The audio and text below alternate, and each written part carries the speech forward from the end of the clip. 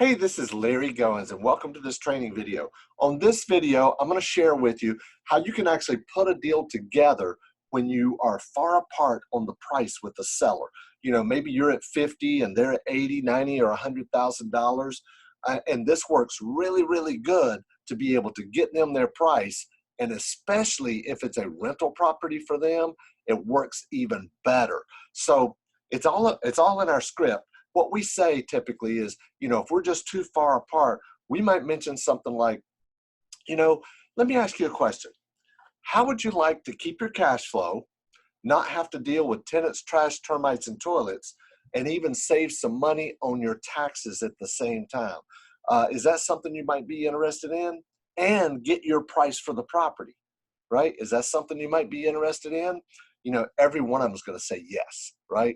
Well, the IRS has this thing called installment sale. In fact, I want you to write this down, installment sale, and I want you to ask your CPA about it because I'm going to share a little bit about it with you, but I want you to check with your CPA and see if it might be a good move for you, right? Now, I do this and I say that because it takes the pressure off of me. They're thinking I'm trying to sell them on something. When I say speak with your CPA and see if it's a good fit for you, they're all going to tell them it's a good fit for them because number one, it's going to save them on taxes, right? They're going to keep the passive income and they're going to get their price for the property, right? So anyway, I say speak with your CPA about it and then we can follow up next week. But here's basically how it works. Now you're asking $100,000. I need to be at say 60, whatever the number is, right? But you're asking $100,000. Well, unfortunately, for a quick cash sale as is, I could not give you $100,000. However, if you're willing to do what's called the installment sale, and that's an IRS tax code called installment sale. That's not the code, but that's what they call it. So basically, I can get you your price, $100,000, but not in cash. You're going to take an installment sale, and I'm going to make payments to you over a period of time. And get this, you only pay taxes in the year you receive the money. So if we spread this out, doing an installment sale, sometimes known as owner financing or seller financing, if we spread that out over say 10 or 15 years, you're spreading out your tax bill over those 10 or 15 years as well, right? So it reduces taxes, right? Because if you just sold your property for $100,000 cash, and you've depreciated it down and you have a basis of zero, you're going to owe taxes on the entire $100,000 this very year that you sell it, right? So it allows you to spread the tax bill out. Plus, it allows you to keep the passive income coming in without having to deal with tenants, trash, termites, and toilets, and taxes and insurance, right? And the best thing, now, this is something you say if you're dealing with an older landlord or an older seller that, they may not even live the life of the loan. Like I talked to a guy just the other day, and I got to follow up with him, but I talked to a guy the other day. He was asking $200,000 for his property, and I needed to be at about 90, right? So he wanted 200,000. So, and it was bringing in about $1,600 a month. So it was two houses, or a house and a duplex or something like that. But it's bringing in about $1,600 per month. So I asked him about the installment sale. He said, that sounds kind of interesting. So I was talking to him about it. I can get you your 200. I can set it up over the next 15 years, right? Over the next 15 years. Well, actually, this guy was 85 years old, and we did it for 20 years. I remember now, 20 years. This guy's going to be 105 years old when the loan pays off. So during that conversation, I know he's thinking that. So I said, and this is the way you say it. You can't say if you die or when you die. You have to say it like this. And God forbid, should something happen to you, your heirs will be able to continue to keep that cash flow coming in, and they'll never have to deal with tenants, trash, termites, and toilets, or taxes and insurance. And talk to your CPA about this, but I believe they're going to inherit it at a stepped up basis, which means they will not have a tax bill, or if they do, it'll be very minimal, okay? So that's the way you want to say that, all right? That's the way you want to say that. In fact, I pitched one just the other day. This lady was asking $950,000 for 26 houses. Okay, 950. Realistically, I probably need to be around 500,000 cash. Okay, so she's asking almost twice of what they're worth. But check it out, it's bringing in about $16,000 per month, right? Per month. In fact, she sent me all the financials, and it's netting $146,000 a year. I think the gross is $188,000, and it's netting $146,000 per year. All right. So, I was started talking to her about seller financing, and her big thing is she was hung up on the price. Okay. She was hung up on the price. She wanted to get some decent cash flow still coming in, right?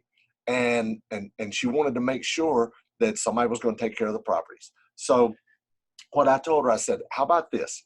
Now, I presented two different options. One option, I presented her $900,000 at 5% interest over 20 years, right? Over 20 years, and the payment was like $8,000 and something, $8,057 or something. I can't remember exactly what it was, right? Now, bear in mind, this is no money down. I'm not getting any money down. I'm not putting any money down, right? So what I presented to her was the $8,000 payment over 20 years. And she said, that's just not enough money. So my wheels started turning while I'm on the phone. And I said, why don't I just give her 1% per month, right? I said, I'll tell you what I'm going to do. I'm going to give you your price, $950,000.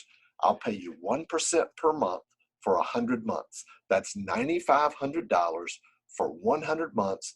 You won't have to stretch it out as far. You're going to get your price on the property, right? And you're going to get $9,500 a month coming in, and that'll still leave enough money for me. Right now, I'm not telling her this. That'll still leave enough money for me or my buyer. If I sell it, they'll have $5,000 or $6,000 a month cash flow coming in, right? So she's like, I really like the sound of that. I really like the sound of that. So let me think on that. And then I'm going to talk to you next week. And that was just a couple of days ago. So there's all different kind of ways you could do it. I did a deal a few months ago where I needed to be at 60,000 and the seller was hung up on 82,000, right? So I said, okay, I'll give you the 82,000, but I need you to take the installment sale. It's going to save you on taxes. You'll have passive income coming in, and I'll give you the $82,000, and I think the payment was like $600 and some per month. So also in the terms, I put no payments for 90 days, fully assumable, and no recourse, right? No recourse, meaning if he forecloses, then they can't go out back and get a deficiency judgment, right?